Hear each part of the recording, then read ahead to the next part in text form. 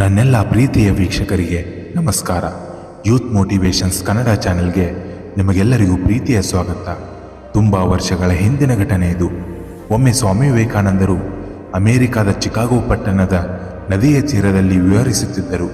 ಆಗ ಅವರಿಗೆ ಕೆಲವು ಹುಡುಗರು ಕೋವಿಯನ್ನು ಹಿಡಿದು ನದಿಯಲ್ಲಿ ತೇಲುತ್ತಿರುವ ಮೊಟ್ಟೆಯ ಚಿಪ್ಪಿನ ಮೇಲೆ ಗುರಿ ಇಡಲು ಪ್ರಯತ್ನಿಸುತ್ತಿರುವುದು ಕಂಡಿತು. ಆದರೆ ಅಲೆಗಳಿಂದ ಮೊಟ್ಟೆಯ ಚಿಪ್ಪು ಮೇಲೆ ಕೆಳಗೆ ತಿರುಗುತ್ತಿದ್ದರಿಂದ ಅವರಿಗೆ ಗುರಿ ಇಡಲು ಸಾಧ್ಯವಾಗಲಿಲ್ಲ. ಬಹಳಷ್ಟು ಬಾರಿ ಪ್ರಯತ್ನಿಸಿಯೂ ಅವರಿಂದ ಮೊಟ್ಟೆಯ ಚಿಪ್ಪಿನ ಮೇಲೆ ಗುರಿ ಇಡಲು ಸಾಧ್ಯವಾಗಲಿಲ್ಲ. ಸ್ವಾಮಿ ವಿವೇಕಾನಂದರು ಅವರ ಆಟವನ್ನು ಕುತೂಹಲದಿಂದ ನಿಂತು ನೋಡುತ್ತಿದ್ದರು.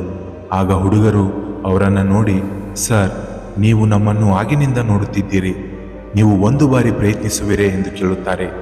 ಸ್ವಾಮಿ ವಿವೇಕಾನಂದರು ನಗುತ್ತಾ ತಾನು ಪ್ರಯತ್ನಿಸಲು ಇಚ್ಛಿಸುವುದಾಗಿ ತಿಳಿಸಿದರು. ಸ್ವಾಮಿಗಳು ಬಂದೂಕನ್ನು ಕೈಗೆತ್ತಿಕೊಂಡು ಮೊಟ್ಟೆಯ ಚಿಪ್ಪಿಗೆ ಗುರಿಯಿಟ್ಟು ಅದನ್ನು ಸ್ವಲ್ಪ ಸಮಯ ಏಕಾಗ್ರತೆಯಿಂದ ನೋಡಿದರು. ಅನಂತರ ಅವರು 12 ಬಾರಿ ಗುಂಡು ಹೊಡೆದಾಗ ಪ್ರತಿ ಬಾರಿಯೂ ಅದು ಒಂದೊಂದು ಮೊಟ್ಟೆಯ ಚಿಪ್ಪಿಗೆ ತಗುಲಿತು. ಸ್ವಾಮೀಜಿಯ ಕೌಶಲ್ಯವನ್ನು ಕಂಡು ಮಕ್ಕಳು ಅಚ್ಚರಿಗೊಂಡು ಸ್ವಾಮಿ ವಿವೇಕಾನಂದರ ಬಳಿ ಹೋಗಿ, ನೀವು ಇದನ್ನು ಹೇಗೆ ಮಾಡಿದಿರಿ ಎಂದು ಕೇಳಿದರು. ಅದಕ್ಕೆ ವಿವೇಕಾನಂದರು ನಗುತ್ತಾ, ನಾನು ಎಂದಿಗೂ ಬಂದೂಕಿನಿಂದ ಗುರಿ ಇಡಲಿಲ್ಲ ಎಂದು ಹೇಳುತ್ತಾರೆ. ಆಗ ಹುಡುಗರು, ಹಾಗಿದ್ದರೆ ನೀವು ಇಷ್ಟು ಒಳ್ಳೆಯ ರೀತಿಯಲ್ಲಿ ಹೇಗೆ ಗುರಿ ಇಟ್ಟಿರಿ ಎಂದು ಕೇಳುತ್ತಾರೆ. ಅದಕ್ಕೆ ಸ್ವಾಮಿ ವಿವೇಕಾನಂದರು, ನಿಮಗೆ ಒಂದು ರಹಸ್ಯವನ್ನು ಹೇಳುತ್ತೇನೆ. ನೀವು ಏನೇ ಮಾಡಿದರೂ ಬೇರೆ ಯಾವುದರ ಬಗ್ಗೆಯೂ ಯೋಚಿಸದೆ ನಿಮ್ಮ ಸಂಪೂರ್ಣ ಗಮನವನ್ನು ಅದರ ಮೇಲೆ ಕೇಂದ್ರೀಕರಿಸಿರಿ.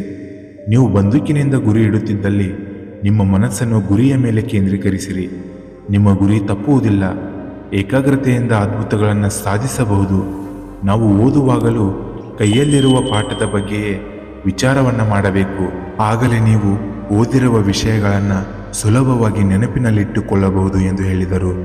ಈ ಕಥೆಯ ಮೂಲಕ ನಾವು ತಿಳಿದುಕೊಳ್ಳಬೇಕಾದ ವಿಷಯವೇನೆಂದರೆ, ಏಕಾಗ್ರತೆ ಅಂದರೆ ಗುರಿಯನ್ನು ಬಿಟ್ಟು ಬೇರೆ ವಿಷಯಗಳ ಬಗ್ಗೆ ವಿಚಾರ ಮಾಡದಿರುವುದು. ಸತತ ವಿಚಾರ ಮಾಡುವುದು ಹಾಗೂ ಚಂಚಲತೆಯು ಮನಸ್ಸಿನ ಗುಣಧರ್ಮವಾಗಿರುವುದರಿಂದ ಏಕಾಗ್ರತೆಯನ್ನು ಗಳಿಸುವುದು ಕಷ್ಟಕರವಾಗಿದೆ. ಪ್ರತಿದಿನ ದೇವರ ನಾಮಸ್ಮರಣೆಯನ್ನು ಮಾಡುವುದರಿಂದ ಮನಸ್ಸನ್ನು ಏಕಾಗ್ರತೆಗಳಿಸಲು ಸಹಾಯವಾಗುತ್ತದೆ. ಇನ್ನಷ್ಟು ಹೆಚ್ಚಿನ ಮೋಟಿವೇಶ್ನಲ್ ವಿಡಿಯೋಗಳಿಗಾಗಿ ನಮ್ಮ ಯೂತ್ ಮೋಟಿವೇಶನ್ಸ್ ಕನ್ನಡ ಚಾನೆಲನ್ನು ಲೈಕ್ ಮಾಡಿ, ಸಬ್ಸ್ಕ್ರೈಬ್ ಮಾಡಿ ಹಾಗೂ ಬೆಲ್ ಐಕಾನ್ ಮೇಲೆ ಕ್ಲಿಕ್ ಮಾಡಿ. ಧನ್ಯವಾದಗಳು. ಜೈ ಹಿಂದ್, ಜೈ ಕರ್ನಾಟಕ ಮಾತೆ. ನಾನು ನಿಮ್ಮ ಅಕ್ಷಯ್, ಸೈನಿಂಗ್ ಆಫ್.